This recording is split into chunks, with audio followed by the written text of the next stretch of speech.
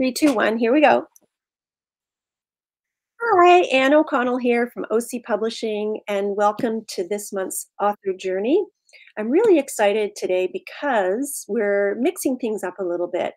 I thought it might be a good idea to start to introduce you to other members of the team, the creative team that participate in the development of a book in the publishing process.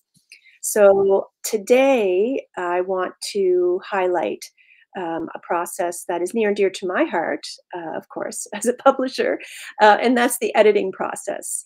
And we have a very special guest with us today, Marianne Ward, who is an editor here in Halifax, who I've worked with for, gosh, several years. I don't want to even say. And Marianne has a very extensive background. I'm going to share a little bit about her background with you, and then I'm going to bring her in to join me. She completed a BA Honors in English with a minor in music at the University of Alberta in 1988. I probably shouldn't date you there. And a master's degree at Queen's University in 1990. In the summer of 1991, she attended the Banff Publishing Workshop, which started her career in book publishing. However, on her return to Halifax, she got into a career, very rewarding career, as a communications professional in the arts and cultural industries. And 15 years later, after having her family, she decided to return to book publishing. In 2010, having worked as a freelance proofreader and copy editor for several years, she did an online course in substantive and line editing through Ryerson University. And she graduated at the top of her class and was recommended for the Rosemary Shipton Award for Excellence in Book Editing. She's lived all over the country, in Prince Edward Island, Alberta, Ontario, and Nova Scotia, which is where she is living now. And she's a very active volunteer. She served on the Nova Scotia Arts Council, was a founding member of the Eastern Front Theatre and the Atlantic Book Awards Society. She served on the board of the Hackmatack Children's Choice Book Awards for 8 years, and is currently on the board of the Writers' Federation of Nova Scotia, and she serves as the chair of the Programs Committee. She's on the board of the Atlantic Book Awards Society, and also a member of Halifax Reading Circle for the Project Bookmark Canada. Oh my goodness. That's very impressive, and I would like to bring Marianne on with me to join me and chat a little bit about her life as a book editor. Welcome, Marianne. Yay. Thank you, Anne. That was really wonderful to hear that introduction, which also just goes to show that I've been around for a long time. I'm sorry. As soon as I said the date, I thought I really shouldn't date her, but you just look so young and beautiful. So, you know, I have no issues with that whatsoever. It's of public record. Yeah, my mom always says you're not too old for the years you've been born. So as we were saying, we have worked together for a few years now. And you really, when I started the book publishing company that I have to tell you, you were like one of the first people that really made me feel like I might actually, have the wherewithal to do this, especially if I put a team together with experts such as yourself. So I'm so proud to have you on my team on several books you've worked with. I have a couple of them behind me. But we're going to start with a real basic question. What role does an editor play in the book publishing process? Inquiring minds want to know. So basically, a book doesn't get published unless it's been edited. The editor is as integral to the process as the writer. And in fact, I was thinking about this. I love that this conversation is part of your series called The Author's Journey, because, we all hear authors talk about what a lonely profession it is. They're slaving away in their garret, by themselves, immersed in the worlds they're creating or the research they're pulling together. And that's true. It's true. It's a lonely journey, but there comes a point in that journey, as we're getting closer to the editing process, that the writer has a traveling companion, and that's the editor. So it's an editor then at that point kind of walks hand in hand with the author to make sure that the manuscript that's to be published becomes the book they've always wanted it to be. I love what you put it, the traveling companion, because it really is a partnership, a companionship, and it sort of goes with the metaphor of the journey, doesn't it? No, exactly. Yeah. No, exactly. And so, how many years have you been doing book editing, like in the publishing business? Well, so in your introduction, you pointed out that I had a detour on my path to working and my desire to work in book publishing for a lengthy period of time working as a communications professional. I finally, I will say, now that we know when I graduated from university, that I was in my 40s when I realized, early 40s, when I realized that the work I was doing was not what I always wanted to be when I grew up. And I halted that to set up a shingle as a freelance editor, knowing that I had the skill set it required. So I have been doing that for now, that pretty much exclusively for now 13 years. Wow. Wow. And that's, there's lots of great overlap in the industry. And that sort of nicely segues into, let's talk a little bit about the different levels of book editing. And they do all overlap a little bit. So just top line it a bit, and then we can delve a little more deeply. Yeah, sure. So it is a process, and it kind of moves from big picture down to the particulars. So generally speaking, there are 3 identifiable levels of editing. It starts with substantive editing, and that's the big picture stuff. Once big picture things are resolved, in other words, once there's a consensus that, okay, yes, this is the manuscript, this is what I wanted to say, what the writer wanted to say, it moves into the next stage, which is copy editing, or sometimes called line editing, which goes pretty much line by line and just makes sure that there's fluidity and consistency and rhythm and pacing and all those lovely things that fine tune it, finesses the writing. And then the third and final stage is the really detailed stage, and which technically comes once the manuscript has gone to layout. And it's called proofreading because you're reading the proofs. So laid out, designed pages, and checking for anything that might have gone awry in laying out the pages, but also it's that last opportunity to catch any errors that were missed in the earlier stages of editing, things like typos, spelling, punctuation, those more little detailed but very important. Nikki, and we all know several sets of eyeballs can sometimes miss. It's so true. I mean, this is it. This is. I can't believe I missed that. Exactly. Well, and this is, well, I'll explain to people that this is sort of the number one thing that an editor brings to a manuscript is a fresh pair of eyes. Yeah. So, an author who has spent sometimes years developing a story, a manuscript, has been so head down immersed in that world that they stop seeing the forest for the trees. And a fresh pair of eyes, an editor, brings that to the table, can see what an author can no longer see for being so deep in the woods, right? You start seeing what you want to see, or what should be. Right. Yeah. Yeah. Yeah. I just wanted to say, for anybody watching, I can go on, ask tons of questions, but if anybody watching has a question for Marianne, please feel free to type it in the comments below, and I'll make sure I bring those into the conversation as well.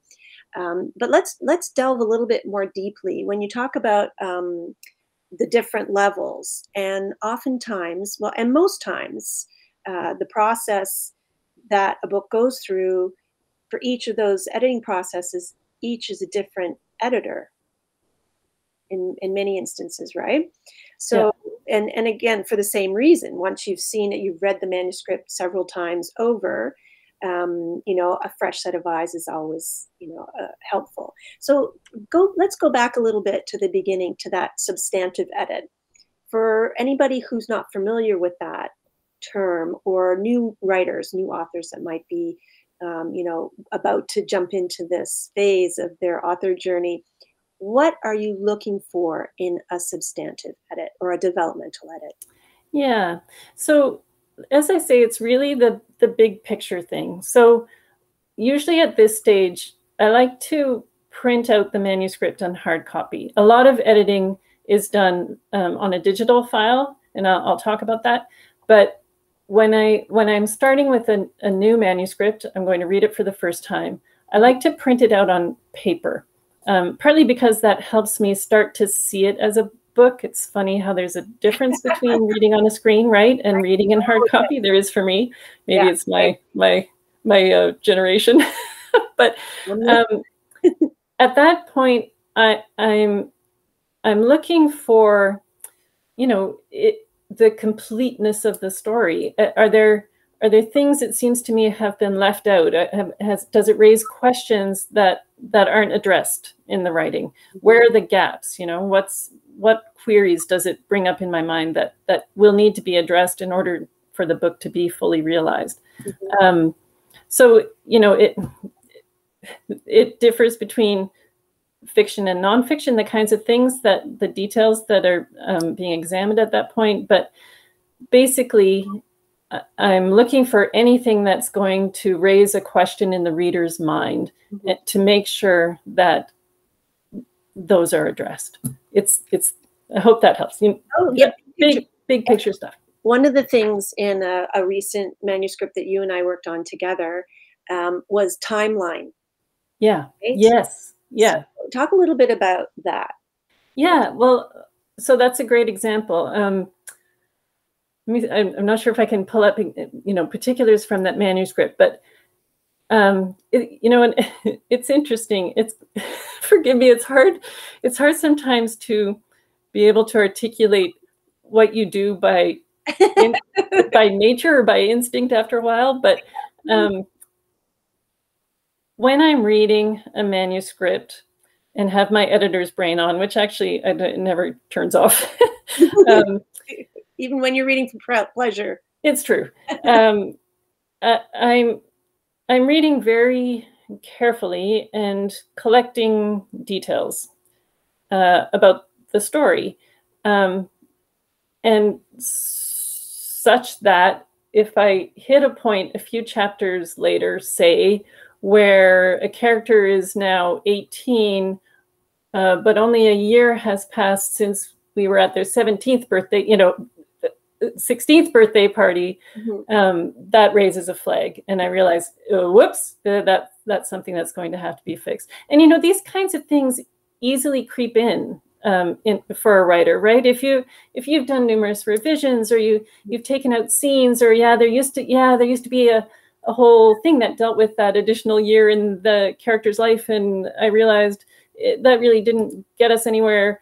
Well, it might have escaped the author's attention, mm-hmm. but those are the kinds of things that an editor will pick up on. Exactly. Yeah. The manuscript that I'm thinking of, just the author was very appreciative of that, and it's to your point where you're so immersed in it, and you know, especially in this instance, it was a historical biography, right?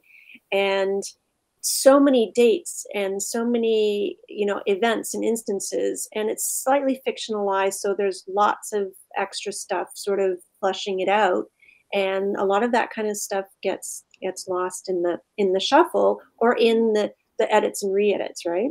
Yeah. You're actually reminding me, if I'll just interject.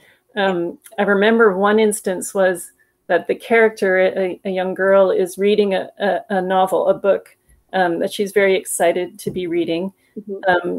And because it's historical fiction, it's been established what year this is. Mm-hmm. And I realized that it twigged a question for me. Mm-hmm. And so I looked up, what year was that book published? And it wasn't possible that she'd have been reading that book.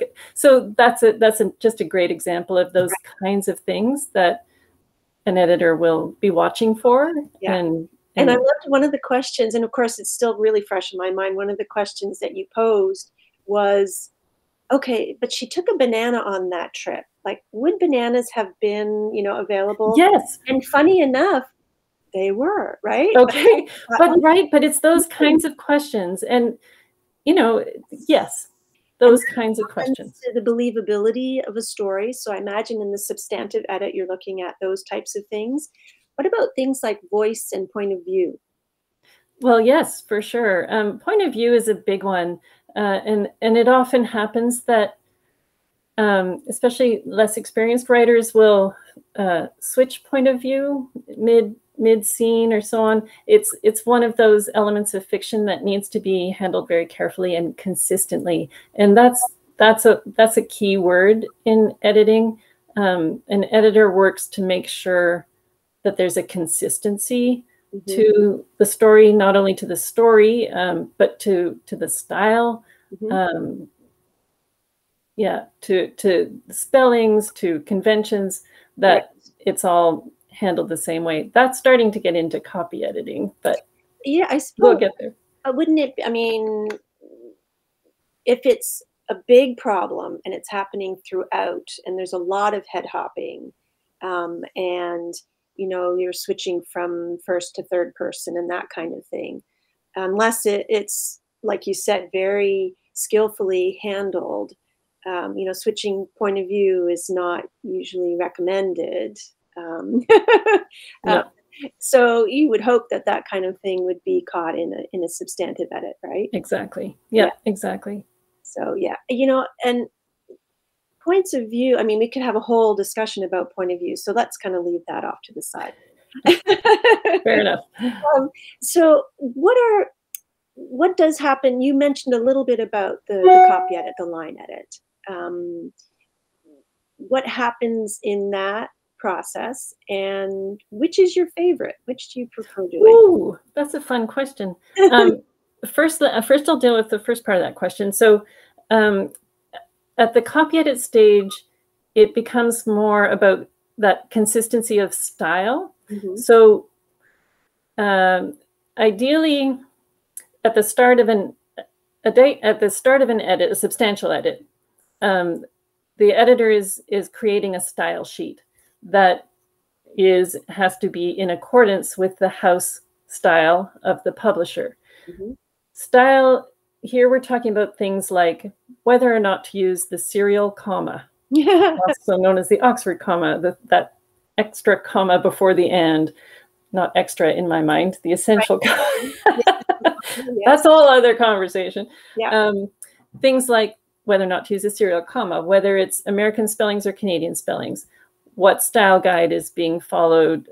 And by style guide, I'm talking about my baby, Chicago, I know. You know it far better than I do. Which things like, do you only spell out numbers up to 10 and then use numerals? So those kinds of things. Those are all considered style, and publishers will have a house style. But then the editor and the author will finesse that too. That all gets captured on a style sheet that then gets passed on to the person doing the next level of editing. So the copy editor is extremely knowledgeable about the Chicago Manual of Style, the publisher's house style, and follows the style sheet to make sure, again, all of those things are treated consistently throughout the manuscript. So it's getting to that more finessing stage. It's kind of, again, like the big funnel going, sorry, where am I? The big funnel from big stuff to finessing, and then we're going to trickle down to the proofreading at the end. But there's often overlap, and that's, okay, so the second part is, which is your favorite? Oh yeah. I would, I love the challenge of substantive editing. I find that extraordinarily satisfying to really help shape a manuscript. yeah, it can be extraordinarily satisfying and very gratifying when after going back and forth and maybe even moving whole sections around or suggesting things be developed or cut or to really get at the author's intention. It's extraordinarily satisfying when at the end of that process, the author says, that's it, we did it, we did it. we got to what I always meant to say. Right. I mean, that's incredibly gratifying. But truthfully, I do enjoy all the stages. I do do all three. They kind of, for me, in terms of satisfaction and enjoyment, kind of go in the level that we just talked about them. Probably top of my list is substantive, then copy editing, then proofreading. But they're all gratifying. You know, my daughters hear me say this. You know, what can I say? I'm a helper. You know, I like to feel like I've been helpful. Right. And each of those processes serves the book, serves the best book possible. And that's incredibly gratifying. Well, which is why anybody who works with you is so lucky. I count myself in that, because even wherever you join into the process, there is an overlap, because even if you're doing a copy edit, if you see things that are more substantive, you're going to flag them anyway. So what are some of the things that an author should be aware of before coming into the process? I oftentimes will work with a new author who, like you said, could have been working on their manuscript for several years. And by the time they send it, in their mind, it's finished. Here's the final manuscript. I've heard that many times. I mean, how do you respond to that? And what's your advice to new authors who are maybe exploring this for the first time? Right. I guess I would just, want them to understand that it is indeed a process, a journey, and the people you're traveling with, your editor and your publisher, want the same thing you do, and that's, again, the best book possible. It's important to me that at the end of the process, the author feels complete ownership of the success of the book. It's their name on the cover, not the editor's. It's we are there to serve the same goal, and it's my job to help an author put their best foot forward. So it's always going to be worth, I would think, and I would hope they would agree, any amount of effort to get to that goal. I would agree 100%. And this is a rhetorical question, but I'm going to ask it anyway and get your feedback on it. Should a self-publishing author go through the same process? I mean, absolutely.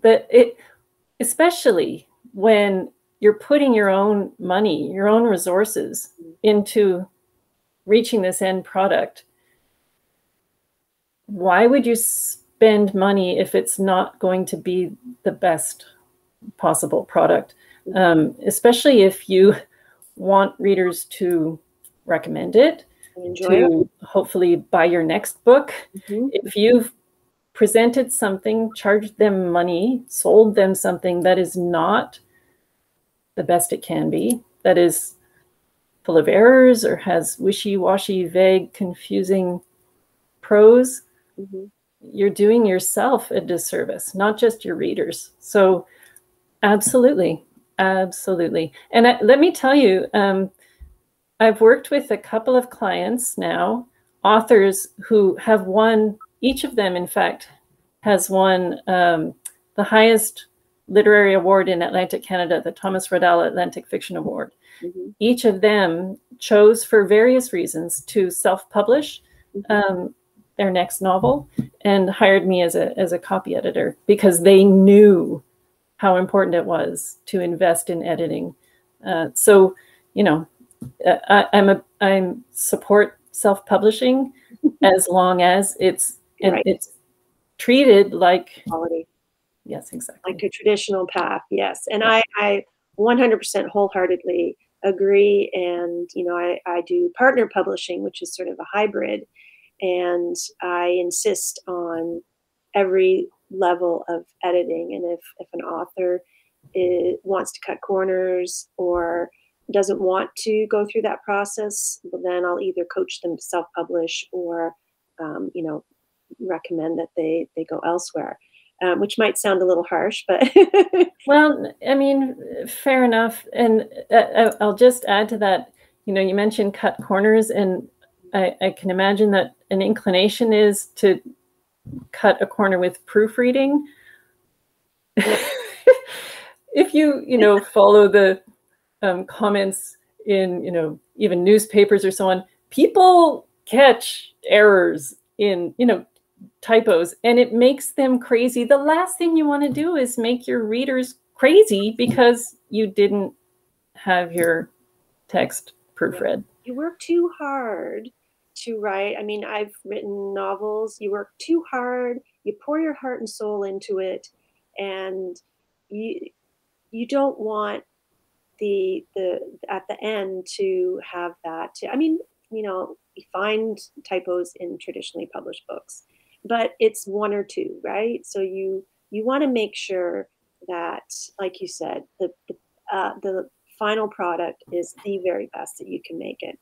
So you talked a little bit about, you know, your clients and working with all different types of authors, and how important this relationship is.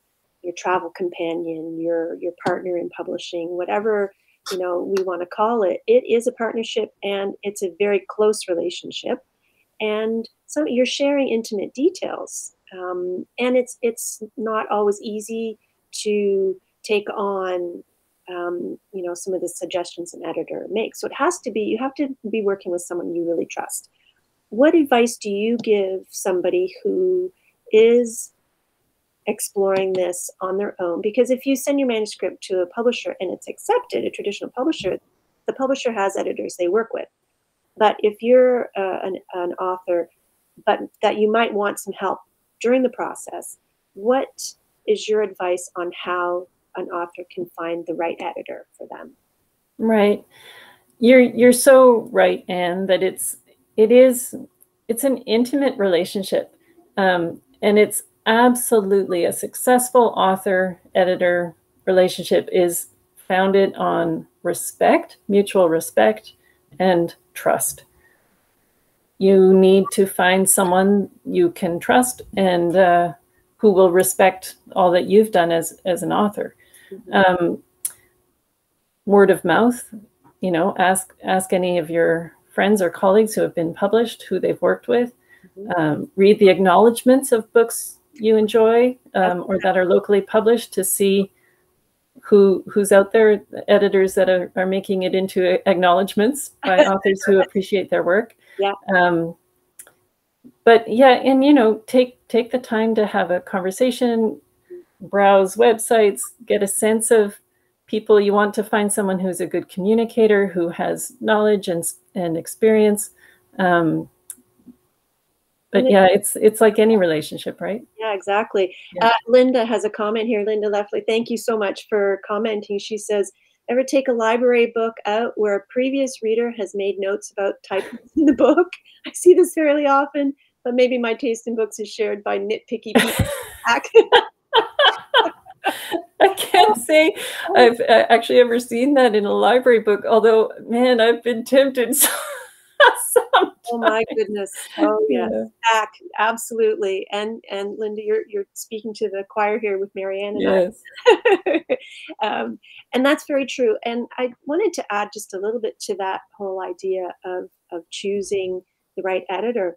Personality, and when you talk about respect, mutual respect, personality is really important because some you know, editors, you know, give feedback differently than others. And as you know, as an author, if you're hypersensitive, you know, you might want to kind of grow a little extra layer. However, it's still your baby, and as a personality, my personality is very sensitive. So I prefer to work with people who are gentle in their delivery, whereas as some might want you like just tell me like it is and just like put the red all over it rather than pink and flowers, right? Yeah, I agree 100%. I will say, I will frequently say this to my husband, especially after I've delivered a manuscript assessment. We haven't talked about that yet, and I hope we'll get to. But Yes. A manuscript assessment where I've had to deliver hard news that it's not working. You know, there's a lot here that's good, but it's not working, and it's going to take a lot of effort to get to where I understand you want to go, kind of thing, right? Mm-hmm. So I'll send that off. I've worded it as gently and supportively as I can, but I will say, this is what I say to my husband. I feel like my stock in trade, is that the right term? Mm-hmm. My value as an editor is in my honesty. You know, that it's essential that I give my honest professional opinion. I'm doing no favors to an author by saying, "Oh no, honey, it's great. No, it's going to be fine." So there's a fine line. You know, I will give my honest opinion, but as gently and supportively and constructively and encouragingly as possible. And I would say that's what you're looking for in an editor, not just a cheerleader, although I like to describe myself as your book's cheerleader. We're going to do this. But you need honest feedback. Yeah, that's essential to getting there, right? And you touched on a little bit before we wrap up. We're believe it or not, we're kind of at our 30-minute mark, which is amazing. Tell us a little bit about the manuscript assessment service that you also include as an option. Yeah, so that's something that can come even before a substantive edit. If an author has been working away at something and they maybe are hitting a wall, or they think they've got it, but they're just not sure. Mm-hmm. That kind of is this working question can be answered by a manuscript assessment. It's not an edit. It's a written assessment of what's working in the manuscript, what needs more development, suggestions for how to get there. It's less expensive than an actual edit, because it's not, in my case, the way I do it anyway, it's based on word count. It's a flat fee based on word count, regardless of how long it takes me to write up the assessment, and is often therefore less expensive than an edit. It's not an actual edit. It's then for the author to take those detailed notes and work on a next draft. Excellent. Well, and Barbara Darby says, terrific interview. Thank you both. Thank you for listening in, Barbara. And just finally, if anybody wants to get a hold of you, if they have more questions, where can they reach you? What's your website address? Yeah, and so my website is my name, Marianne Ward, MARIANNE Marianne Ward, WARD.ca. I just want to make sure that there it is. There it is. And thank you so much. Do you have any last words of advice for any authors watching, or any? Just, thank you so much, Anne, for this opportunity. When you approached me about it, I was hesitant and nervous, but I also said, you know what, I'm an editing evangelist, so it's a great opportunity to try, hopefully open the window a bit on what it is we do. And we are allies. Editors are allies. I fear sometimes that authors think that it's a acrimonious relationship. It shouldn't be. It's a supportive. No. Editors are there to serve you. Absolutely. Yeah. And like you said at the very beginning, are an integral part of the author journey. And there should not be an author journey without a travel companion who is your editor. And so I thank you again for taking the time to share your experience and your life as an editor, and maybe come back again at another time, and we'll explore a little more deeply. I'd like that. Thank you, Anne. Thanks so much. Thanks for all you're doing. Oh, my pleasure. Having a blast. Thanks, Marianne. And thank you all for joining us today on the author journey. looking forward to bringing more of our creative team in to talk about different areas of the publishing journey, from designers and illustrators, and we'll continue the discussion. And next month we'll bring another author on, and hope you'll be able to join us then. For now, I'm Ann O'Connell with OC Publishing. Thanks for listening in, and stay healthy, and have a great summer coming up. Hopefully the summer will warm up a little bit. Bye for now.